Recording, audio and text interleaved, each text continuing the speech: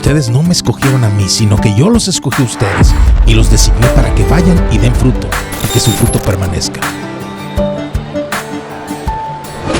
¿Y tu fruto? ¿Y mi fruto?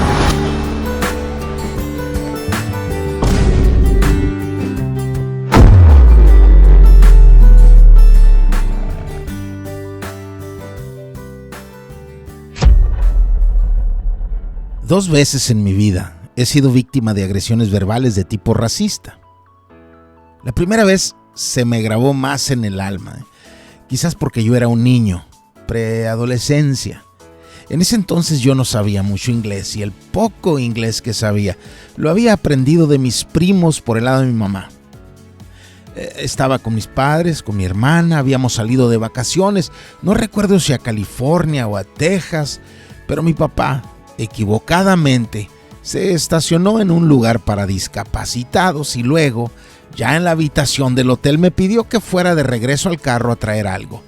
Y cuando ya venía de regreso hacia la habitación, me topé con un personaje muy agresivo, un hombre alto, corpulento, barbón, peludo, que evidentemente había estado tomando y me comenzó a regañar.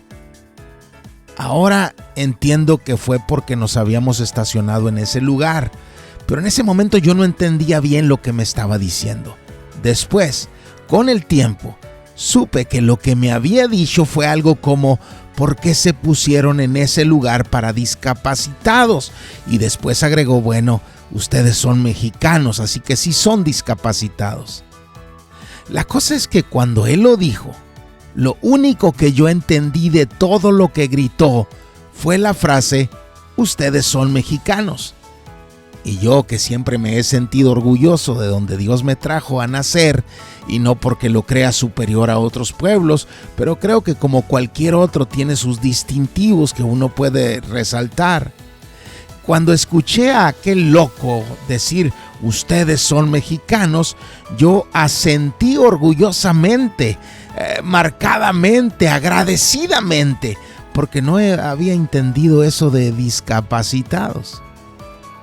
Eso se me quedó grabado y siempre quise volvérmelo a topar, porque quería arreglar el que acepté esa frase, que la afirmé de recibido sin saber lo que estaba afirmando.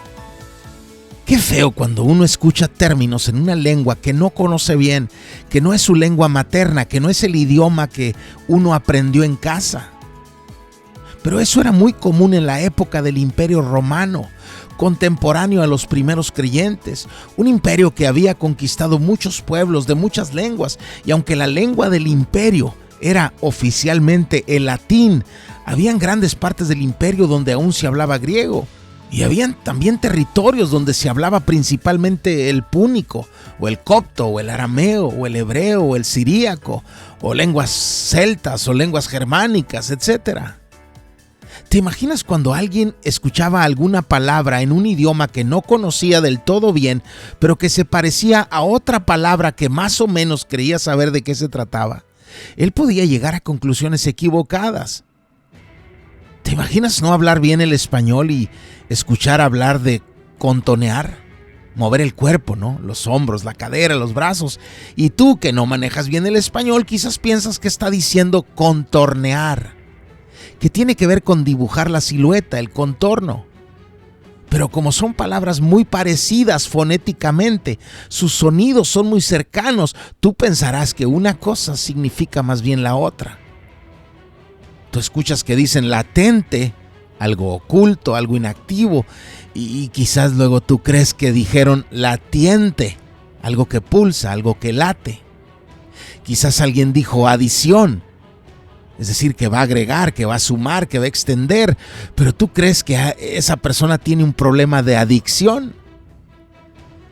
Escuchas que dijo flagrante, es decir, algo que está sucediendo, que se está llevando a cabo en ese mismo momento, pero tú crees que más bien habla de fragante, de algo que emana un olor grato, una fragancia, un perfume.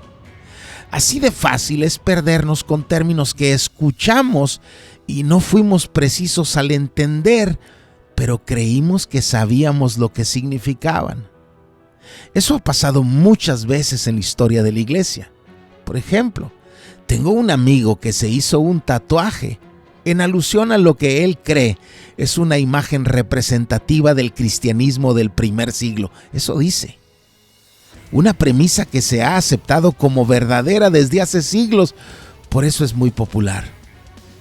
Desde siempre, una de las fallas lógicas en la argumentación, una de las falacias más difíciles de combatir, es la creencia de que si la idea es popular, entonces es verdad. Y acabo de utilizar un error terrible de la locución, que es el dequeísmo, ¿no? Es la creencia de que.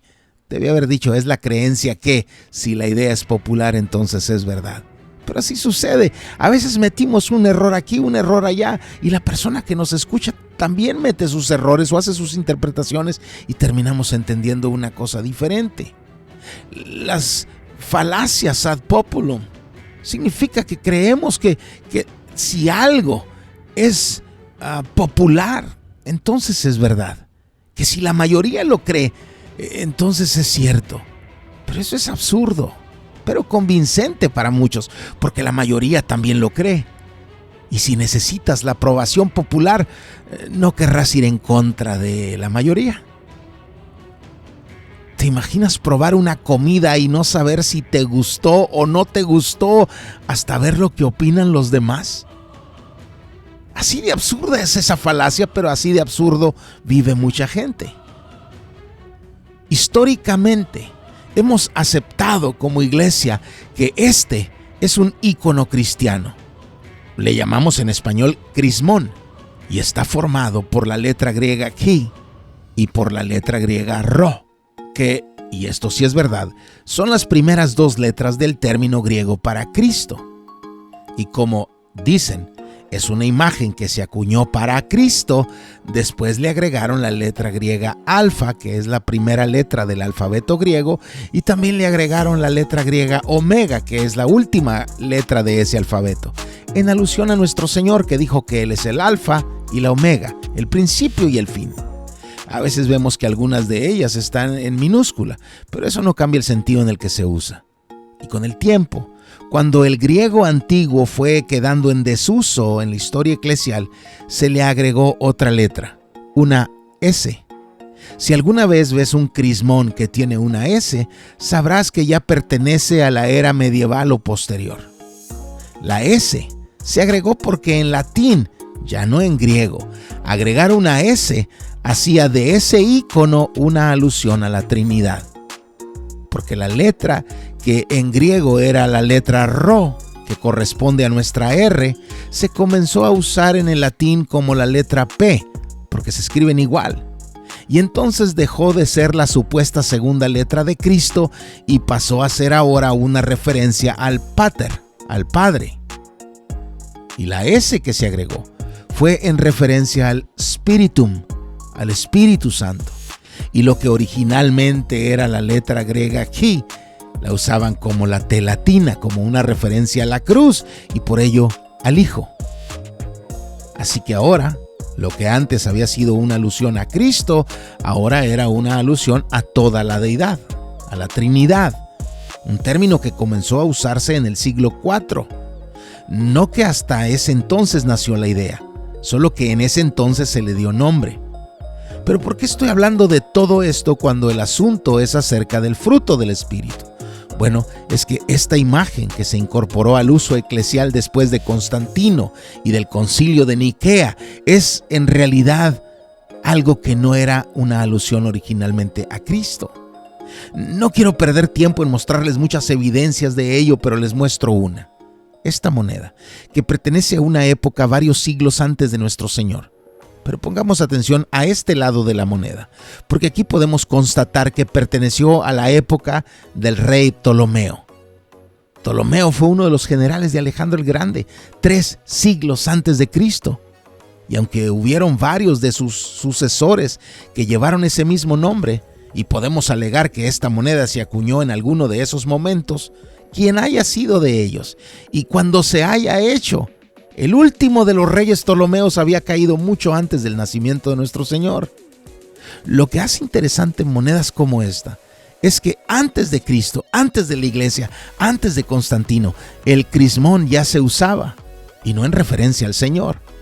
Y cuando entendamos lo que significa, entenderemos quizás también por qué Constantino lo hizo parte de su escudo y de sus monedas, y relacionándolo consigo y con su imperio, con su reinado, y que fue después justificado por los teólogos de esa época como en alusión a Cristo, nuestro Salvador.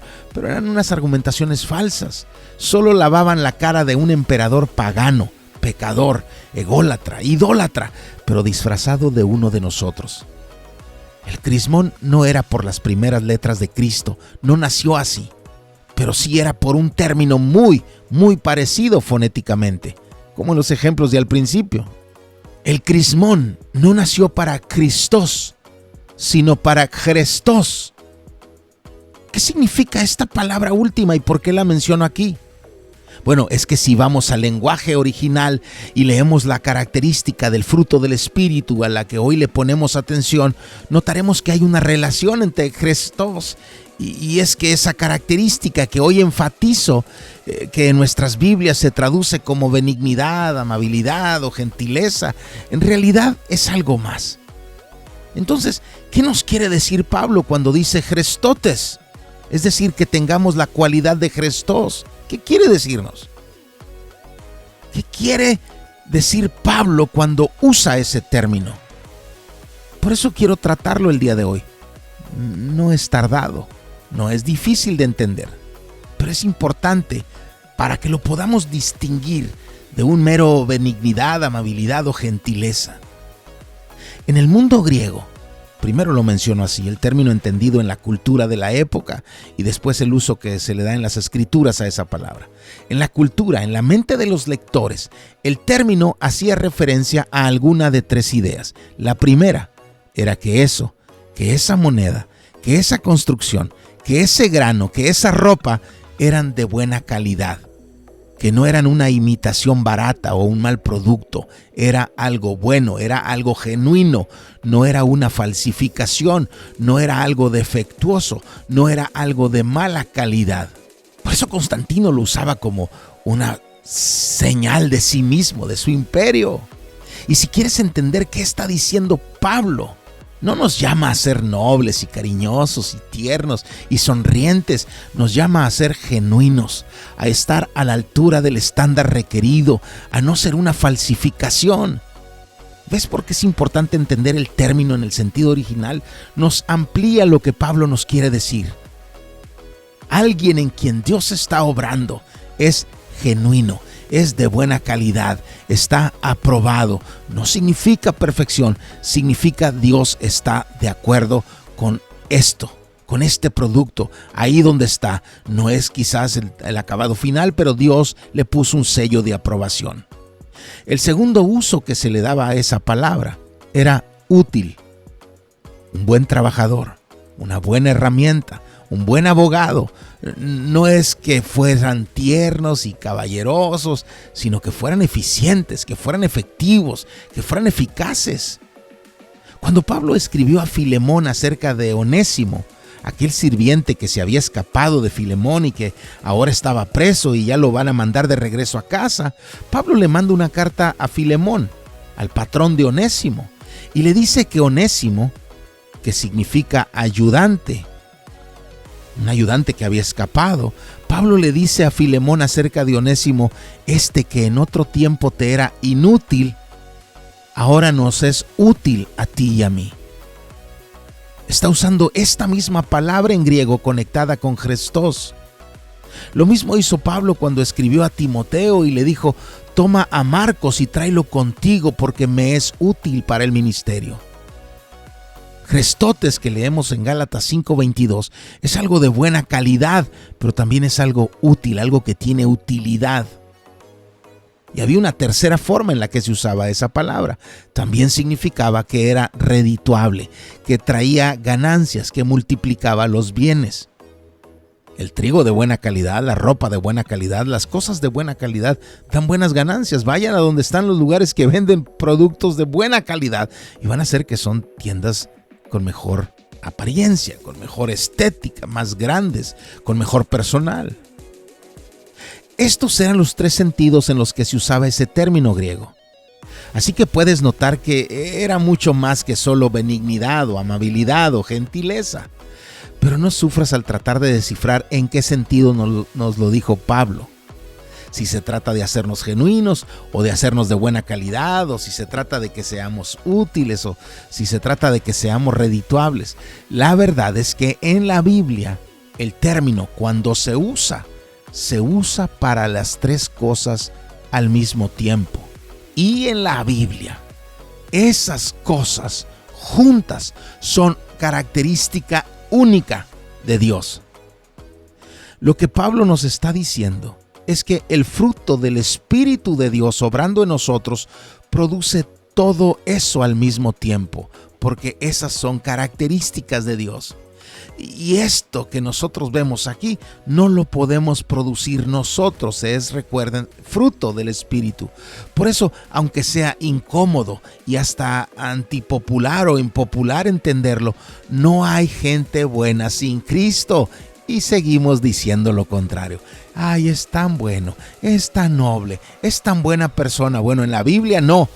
A lo mejor para ti, para mí sí, que a veces ignoramos, omitimos o desatendemos la Biblia porque la opinión cultural es más importante, más relevante, superior. No hay gente buena sin Cristo. Sea incómodo, sea impopular, no hay gente buena sin Cristo. Pero alto, hay que entenderlo bien. Pero es que mira, Romanos 3:12 dice que todos se han desviado, que todos se hicieron inútiles. En griego dice sin Christos. Sin Christos, no tienen Christos, no tienen utilidad. Y luego dice que no hay quien haga lo bueno. Y en griego dice no hay quien practique la Christoteta. Esas actividades que tienen la cualidad de Christos. Y que no hay ni siquiera uno que lo haga. Que ni somos Christos, ni practicamos la Christoteta.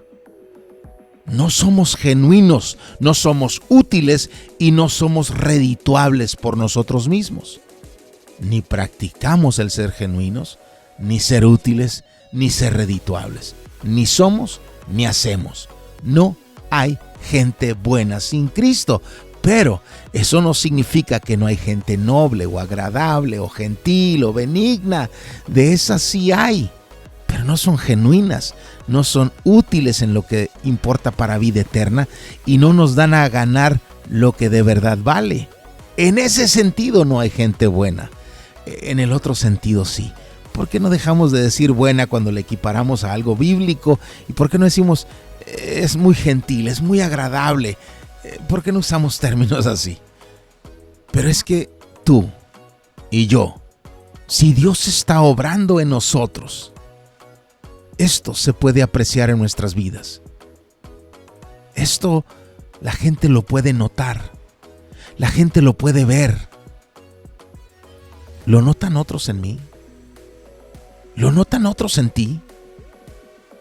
¿Lo notas tú en ti mismo? ¿Lo veo yo en mí mismo? Esto es el fruto del Espíritu. Esta es una de las características de eso que Dios hace en nosotros. ¿Está Dios obrando en tu vida? Que Dios se acerque y encuentre frutos verdaderos, no apariencias ni discursos pasajeros. Ustedes no me escogieron a mí, sino que yo los escogí a ustedes y los designé para que vayan y den fruto y que su fruto permanezca. ¿Y tu fruto? ¿Y mi fruto?